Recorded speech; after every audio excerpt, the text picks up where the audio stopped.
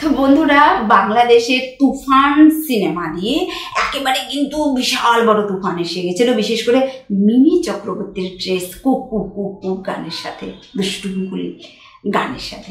ঠিক এই সময়টাতেই কিন্তু একেবারে সরগরম হয়ে গেল মিডিয়া এই ধরনের একটা কাণ্ড দিয়ে, যেখানে দেখা যাচ্ছে যে জুনিয়র শাকিব খানের বিশেষ অঙ্গকে নিয়ে থানায় গিয়ে হাজির তার স্ত্রী। যে স্ত্রীর আগে দুটো বিয়ে ছিল, তার সঙ্গে বাচ্চা মেয়েকে নিয়ে সে কিন্তু এই জুনিয়র শাকিব খানের সাথে সে সংসার করতে আসে। এইটুকু পর্যন্ত বেশ ভালোই ছিল। তারপরে ওরা কিন্তু কাপল ব্লগ শুরু করে, অনেক ফলোয়ার ছিল, অনেকে তাদেরকে ভীষণই পছন্দ করছিল। এই পর্যন্ত তো আরও ভালো ছিল, কিন্তু এখানে কোন ধরনের ঘটনা ঘটে গেল বলুন তো, যে তাকে এই গুপ্তাঙ্গ নিয়ে থানায় হাজির হতে হলো, পুলিশ ফাঁড়িতে হাজির হতে হলো মেয়েটাকে, এবং মিডিয়ার সামনে এসে বলতে হলো যে কেন সে এই ধরনের ঘটনা ঘটিয়েছে। আসলে এই যে শিখা নামে মেয়েটি বলছে তার লক্ষ লক্ষ টাকা হাতিয়েছে এই জুনিয়র শাকিব খান, তার অ্যাকাউন্টে কোনো টাকা নেই, সব সে হাতিয়ে নিয়েছে। কারণ এই মেয়েটা বিজনেসম্যান ছিল, সে ইন্ডিয়ার সাথে একটা বিজনেস করতো, যেটা তার ফ্যামিলিগত বিজনেস। এখন এই মেয়েটা হঠাৎ করে শিখা মেয়েটা কেন এই জুনিয়র শাকিব খানের প্রেমে পড়লো, সেটাও তো বিষয়। আসলে একটা মেয়ে যখন বড় হয়, তার একটা স্বামী নিয়ে, একটা প্রেমিক নিয়ে চলবে, এই রকমেরই স্বপ্নে নিয়ে সে চলতে থাকে। কিন্তু সবার এই স্বপ্ন হয় না, কিন্তু অনেকের এটাতে ঘুরেও বাড়ি পড়ে। আর তাই এই শিখার স্বামীর অত্যাচারে সে অত্যাচারিত হয়ে সে অস্থির হয়ে পড়ে। আর এই সময়ই এন্ট্রি নেই এই জুনিয়র শাকিব খানের। এটাই হচ্ছে গিয়ে এই শিখার উক্তি। সে কিন্তু মিডিয়ার সামনে এই কথাটাই বলল। ঠিক কি বলবো, ঘরের মানুষ যখন শত্রু হয়ে যায়, তখন দেখবেন আমাদের প্রত্যেকের বাহিরের মানুষের কথা, প্রলোভন, সেগুলি অনেক সময় আমরা বুঝতে পারি।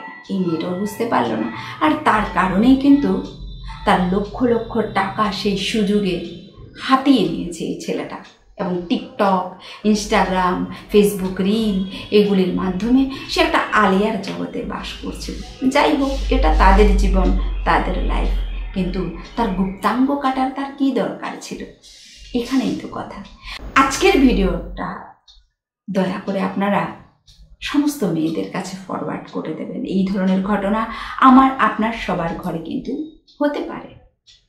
একটা মেয়ে যখন একটা পুরুষের সাথে বিয়ে করে, যদি তার আগের সন্তান থাকে, তার বিয়ের আগের সন্তান থাকে, সেই সন্তানগুলিও এই বৈবাহিক সূত্রের কারণে যে নূতন বাবা হলো তারই সন্তান হয়ে যায়। তার বাবার স্থানে থাকা লোকটা এই শিখার মেয়েটাকে ভোগ করত শিখার অ্যাবসেন্সে। সেটা কিন্তু সে দেখে ফেলে ঈদের একদিন আগে। আর মায়ের স্বাভাবিকভাবে খুন খোলে ওঠে, আর রক্তের টকবগি এসে যায়, বহু ঝগড়াঝাটি হয়। শেষ পর্যন্ত সে সুযোগ নিতে থাকে এবং তার গুপ্তাঙ্গকে কেটে, শুধু কাটলো না, সেই অর্ধেকটা নিয়ে থানায় গিয়ে হাজির হলো।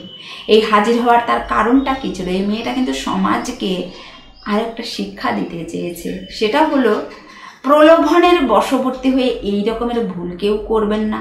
আর যদি এই ভুল পথে কেউ আপনার জীবনকে শেষ করতে চায়, তাকেও আপনি ছেড়ে দেবেন না। যদিও আমি এখানে আপনাদের বলবো না যে আইন আপনার হাতে তুলে নিন। এই হলে তো খুন খারাপি আর ঘরে ঘরে শেষ হবে না, ঠিক না? তবে এখান থেকে আমি বলবো, অ্যাজ এ চাইল্ড ডেভেলপমেন্ট গবেষক, আমি কিন্তু এই কথাটা বলবো, আপনারা প্রত্যেকটা বাচ্চা মেয়েকে গুড টাচ, ব্যাড টাচ এগুলি কিন্তু শেখান।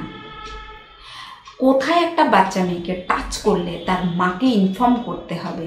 যদি পিঠে হাত দেয় কেউ, কোনো অপরিচিত পুরুষ হোক, পরিচিত পুরুষ হোক, সেটা কি বোঝায়? একটা মেয়ের বুকে যদি কেউ হাত দেয়, ছোট একটা বাচ্চা মেয়ের, সেটা কি বোঝায়?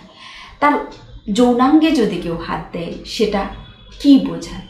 এবং কখন কখন সেটা এসে তার মাকে ইনফর্ম করা দরকার, বাবাকে ইনফর্ম করা দরকার, সেগুলি কিন্তু শেখান।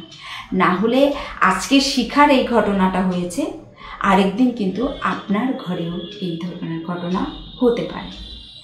তো আশা করি আপনারা প্রত্যেকের খেয়াল প্রত্যেকে রাখবেন, সমাজের প্রত্যেকের মানুষের খেয়াল রাখার জন্য এই ভিডিওটাকে একটা লাইক, কমেন্ট, শেয়ার করে দেবেন বন্ধু বান্ধবের কাছে। সবাই ভালো থাকবেন, সুস্থ থাকবেন। জয় ভারত, জয় হনুমান, জয় শ্রীরাম।